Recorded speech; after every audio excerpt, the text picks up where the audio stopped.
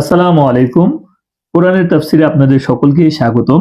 আজকে আমরা পবিত্র কালামুল্লাহ শরীফের ৫ নম্বর পারার উল্লেখযোগ্য যে বিষয়গুলো আছে সেগুলো নিয়ে আলোচনা করার চেষ্টা করব ইনশাআল্লাহ। এই ৫ নম্বর পারার মধ্যে আল্লাহ সুবহানাহু ওয়া তাআলা সূরা নিসার বাকি অংশগুলো আলোচনা করেছেন। আল্লাহ তাআলা সূরা নিসার ২৯ নম্বর আয়াতের মধ্যে একজন আরেকজনের মানুষের সম্পদ কিভাবে নিতে পারবে সেই বিষয়টা আলোচনা করেছেন। আল্লাহ তাআলা বলেন, ইয়া আইয়ুহাল্লাযীনা আমানু, হে ঈমানদারেরা, লা তাকুলু আমওয়ালাকুম বাইনাকুম বিল বাতিল, তোমরা পরস্পরের সম্পদকে অন্যায়ভাবে ভক্ষণ করো না। ইল্লা আন তাকুনা তিজারাতান আন তারাদি মিনকুম, তবে হ্যাঁ, তোমাদের পরস্পরের মধ্যে কোনো ব্যবসায়িক যদি চুক্তি থাকে এর মাধ্যমে তোমরা নিতে পারবে। ওয়ালা তাকতুলু আনফুসাকুম, তোমরা তোমাদের নিজেদের কাউকে হত্যা করো না।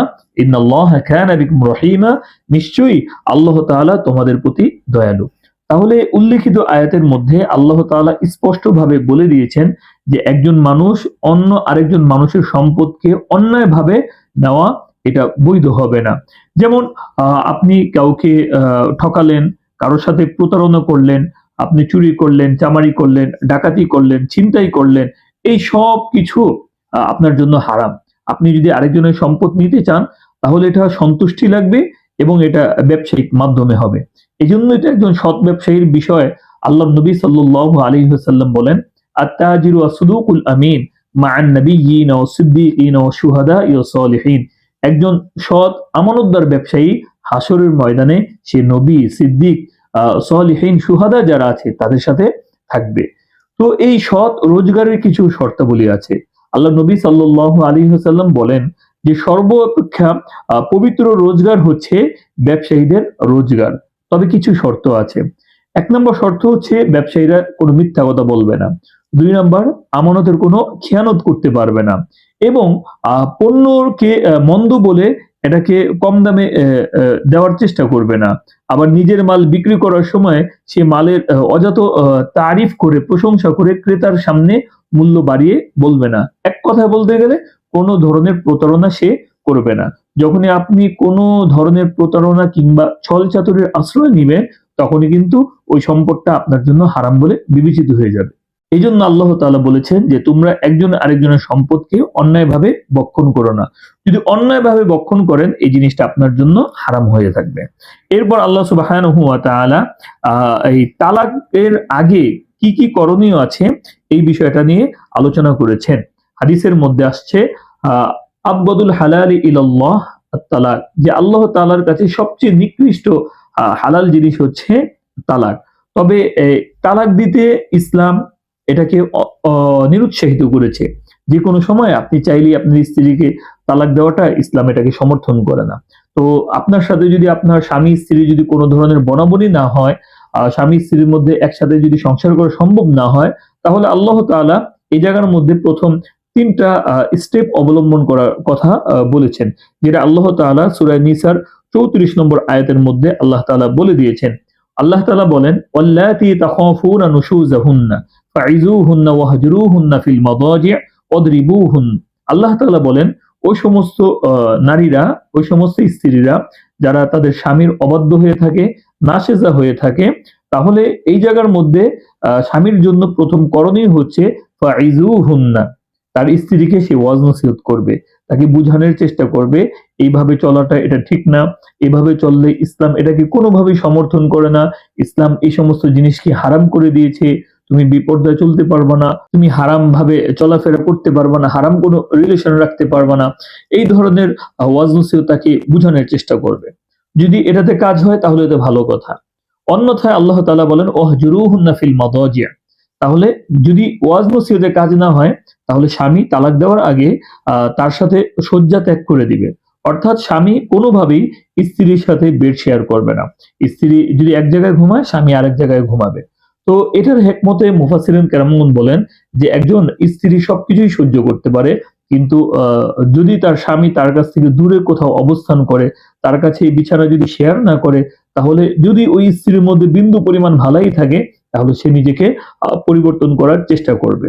৩ নম্বর স্টেপ হচ্ছে ওয়াদরিবুহুন্না, যদি ওয়াজ নসিহত করার পর, তারপর শয্যা ত্যাগ করার পরও যদি স্ত্রীর মধ্যে কোনো পরিবর্তন না আসে, অবাধ্যতা যদি দূর না হয়, তাহলে শরীয়ত বলছে যে হালকা তোমরা তাকে পিট্টি দাও। তবে অবশ্যই এটা চেহারার মধ্যে হতে পারবে না এবং শরীরে যেন কোনো প্রকারের যেন দাগ যেন না পড়ে, এই বিষয়টা লক্ষ্য রাখতে হবে। এরপর আল্লাহ তাআলা বলেন ফাইন আতাআনাকুম ফালা তাবগু আলাইহিন্না সাবিলা। যদি এই তিনটা স্টেপের মাধ্যমে যদি স্ত্রী ভালো হয়ে যায় তাহলে তোমরা অন্য কোনো পন্থা অবলম্বন করো না। ইন্নাল্লাহা কানা আলিয়ান কাবীরা, নিশ্চয়ই আল্লাহ সবার উপর শ্রেষ্ঠ। এরপরেও যদি বনাবনি না হয় স্বামী স্ত্রীর মধ্যে, আল্লাহ তাআলা সূরা নিসার 35 নম্বর আয়াতের মধ্যে বলে দিয়েছেন ওয়াইন খিফতুম শিকাকা বাইনহিমা ফাবআসু হাকামান মিন আহলিহি ওয়া হাকামান মিন আহলিহা ইউরিদা ইসলাহান ইয়াফিকিল্লাহু বাইনাহুমা ইন্নাল্লাহা কানা আলিমান খাবীরা। যদি তাদের মধ্যে সম্পর্ক ছেদ হওয়ার মতো পরিস্থিতি আশঙ্কা করো তবে স্বামীর পরিবার থেকে একজন এবং স্ত্রীর পরিবার থেকে একজন সালিশ নিযুক্ত করবে। তারা উভয়ের মীমাংসা চাইলে আল্লাহ সর্বজ্ঞ, সবকিছু অবহিত। অর্থাৎ স্বামী স্ত্রীর যারা অভিভাবক আছে তারা বিষয়টাকে মীমাংসা করার চেষ্টা করবে। যদি মীমাংসা হয় তাহলে ভালো কথা, অন্যথায় যে যার পথ অবলম্বন করবে। প্রত্যেক মাসে একটা একটা করে তালাক দিবে।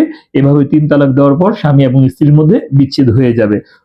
এরপর আল্লাহ তাআলা সূরা নিসার 48 নম্বর আয়াতের মধ্যে অত্যন্ত গুরুত্বপূর্ণ একটি বিষয় আলোচনা করেছেন। আল্লাহ তাআলা বলেন ইন্নাল্লাহা লা ইয়াগফিরু আন ইউশরাকা বিহি ওয়া ইয়াগফিরু মা দুনা যালিকা লিমান ইয়াশা ওয়া মান ইউশরিক বিল্লাহি ফাকাদ ইফতারা ইসমান আযীমা।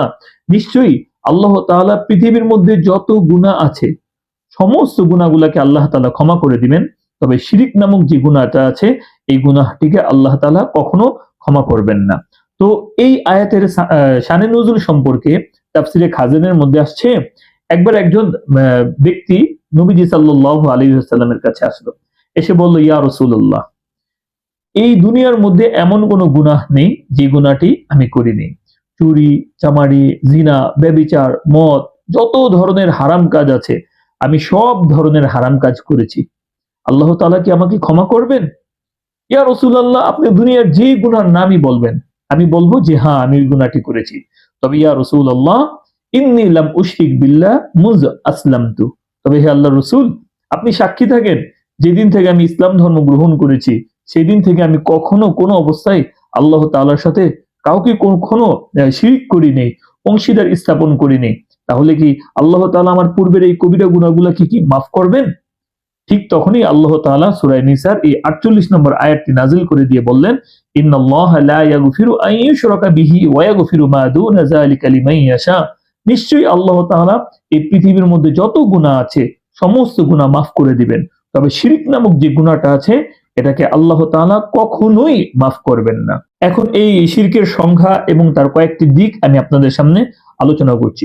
শিরকের সংজ্ঞা খুব সহজেই আপনি এটা বুঝেন যে আল্লাহ তাআলার সত্তা এবং গুণাবলী সম্পর্কে যে বিশ্বাসের কথা বলা হয়েছে ওই সমস্ত গুণাবলী আপনি কোনো মাখলুকের জন্য সাব্যস্ত করা, এটাই হচ্ছে শিরক। যেমন জীবন দান করা, এটা আল্লাহ তাআলার সিফত। আপনি যদি কাউকে মনে করেন যে সে জীবন দান করে, এই ক্ষমতা তার আছে, তাহলে এটা শিরক হয়ে যাবে। একটা সুস্থ করার মালিক হচ্ছে আল্লাহ, আপনি যদি মনে করেন অমুক সুস্থ করবে তাহলে এটা শিরক হয়ে যাবে। আপনি যদি বলেন যে রিজিক দাতার মালিক হচ্ছে আল্লাহ, রিজিকের মালিক আল্লাহ, রিজিক দেয়া আল্লাহ, আপনি যদি মনে করেন যে অমুকই আমাকে রিজিক দিবে তাহলে এটা কিন্তু শিরক হয়ে যাবে। এইভাবে প্রত্যেকটা গুণ, প্রত্যেকটা সত্তা এবং গুণাবলী যেগুলো আল্লাহ তাআলার জন্য সাব্যস্ত, এগুলো আপনি অন্য কোনো মানুষের জন্য সাব্যস্ত করলেই এটাই শিরক হবে। যেমন আপনি অনেকভাবে শিরক আমরা করে থাকি। কোনো বুজুর্গ বা পীরের ব্যাপারে এই ধরনের বিশ্বাস পোষণ করা যে আমাদের যাবতীয় অবস্থা এই বুজুর্গ জানে, তাহলে এটা শিরক হবে।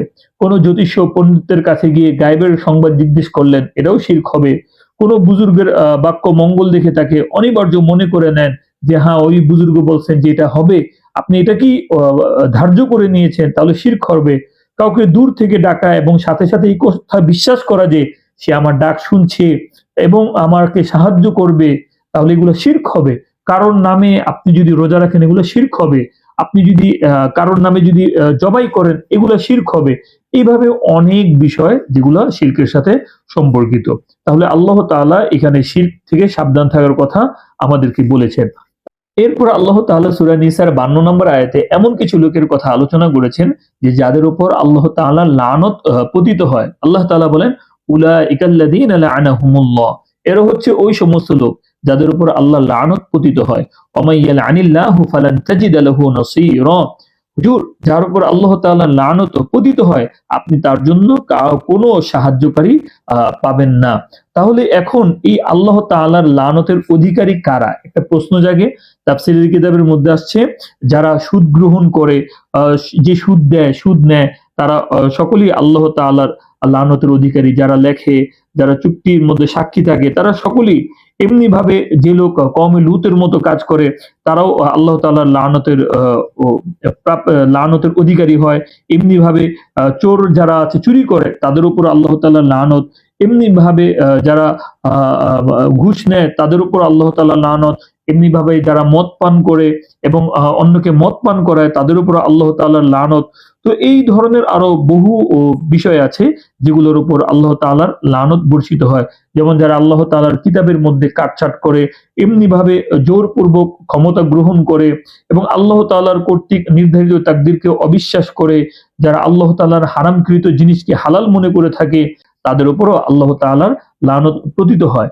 এরপর সূরা নিসার ৭৮ নম্বর আয়াতের মধ্যে আল্লাহ তাআলা অত্যন্ত চমৎকার একটি কথা বলেছেন। আল্লাহ তাআলা বলেন যে অকালু রব্বানা লিমা কাতাবতা আলাইনাল কিতাল, যে লোকদের মধ্যে থেকে কিছু লোক বলে যে হে আল্লাহ আপনি জিহাদ কেন ফরজ করলেন? লাউলা আখরতানা ইলা আজালিন করিব, আপনি যদি আমাদেরকে কিয়ামত পর্যন্ত হায়াত দিতেন।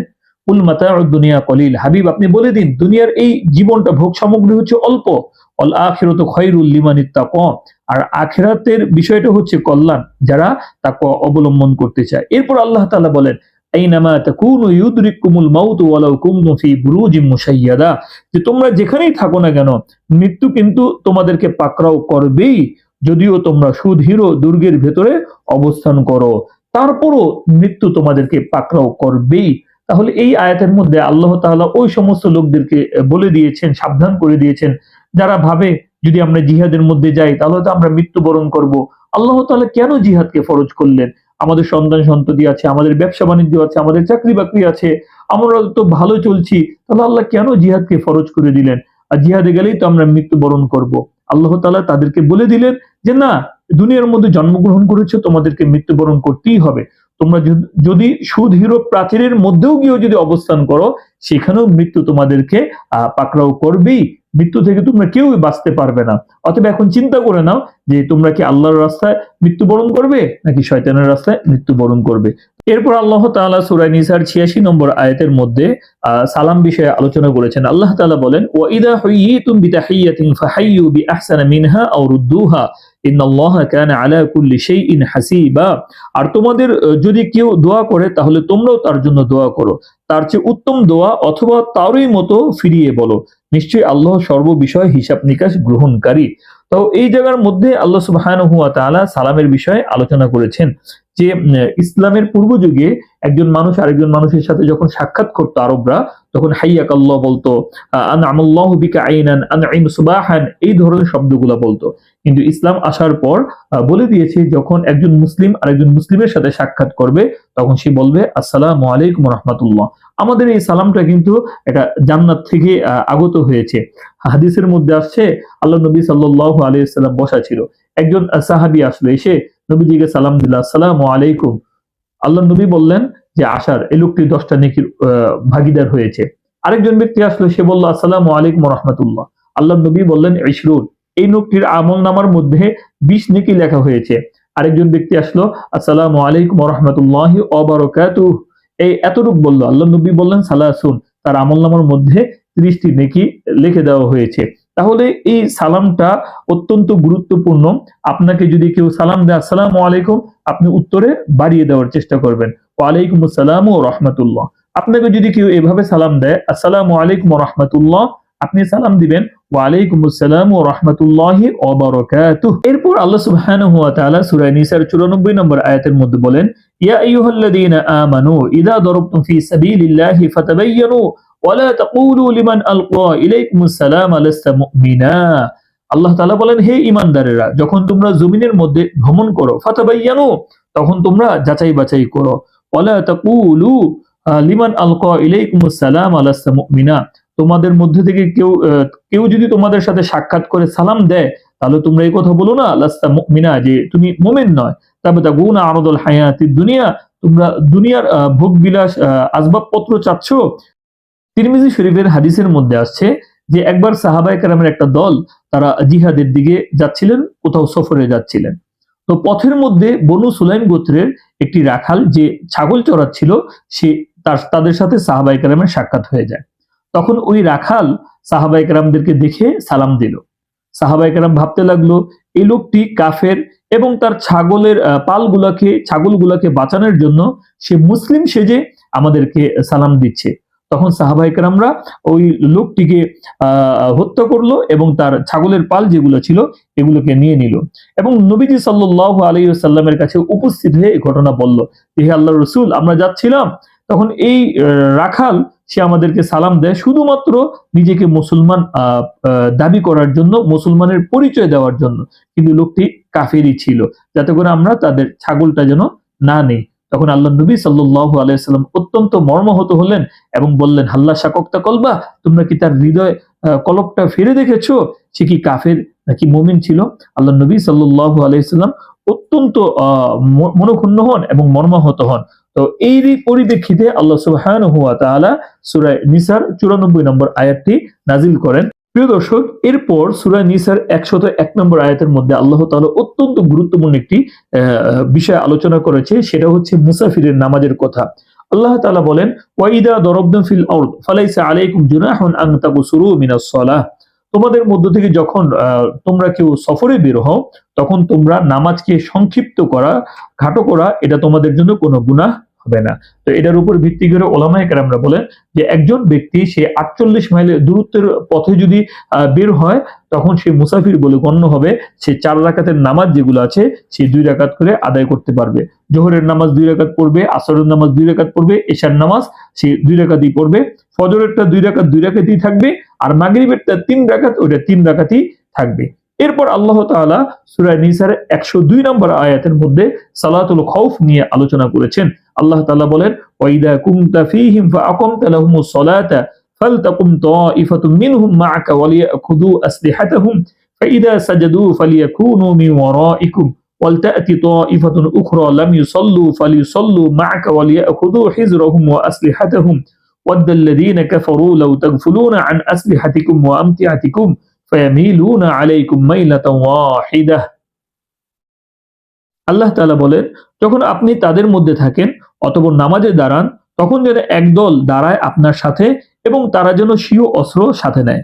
অতঃপর যখন তারা সিজদা সম্পন্ন করে, তখন আপনার কাছ থেকে যেন সরে যায় এবং অন্য দল যেন আসে যারা নামাজ পড়েনি।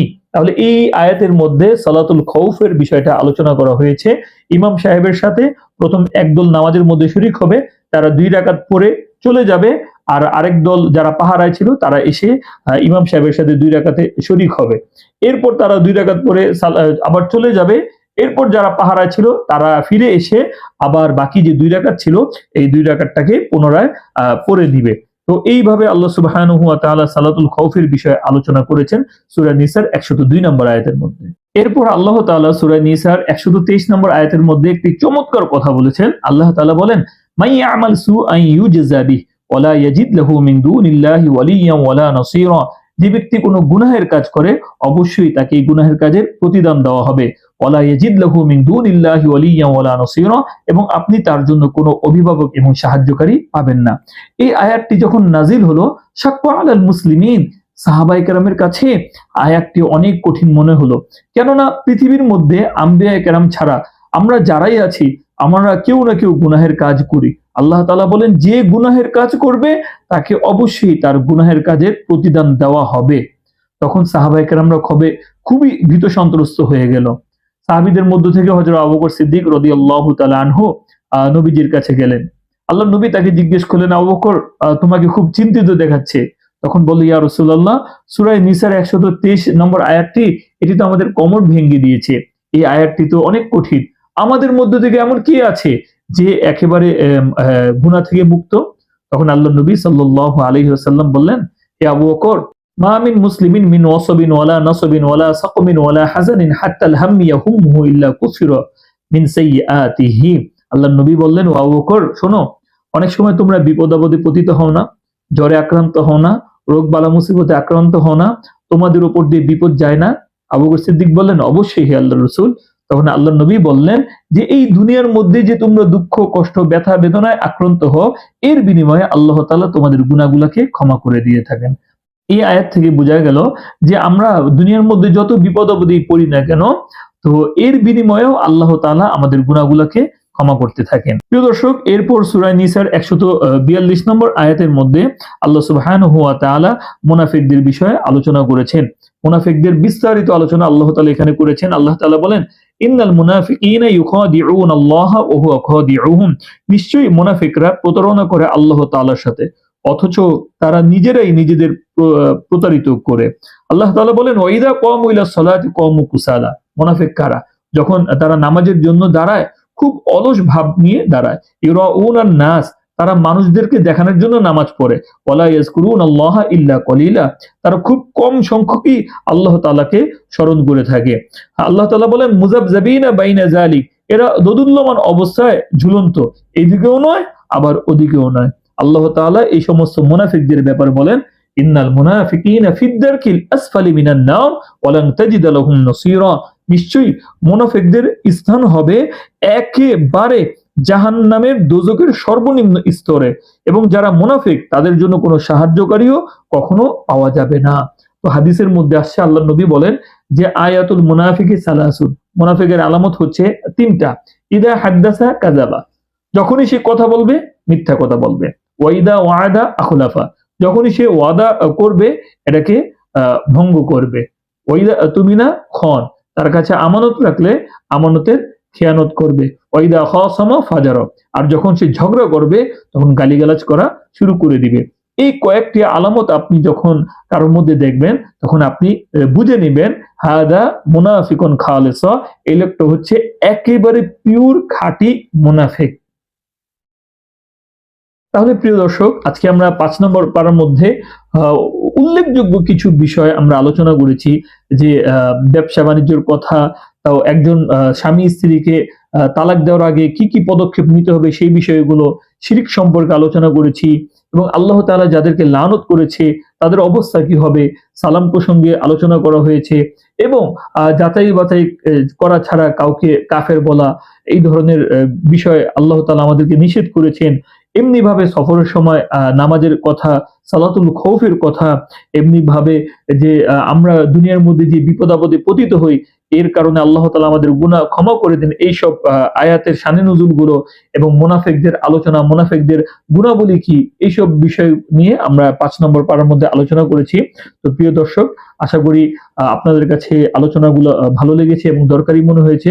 অবশ্যই ভালো লাগলে দিনের প্রচার ও প্রসারে আমাদের ভিডিওগুলোকে আপনারা সকলেই শেয়ার করবেন।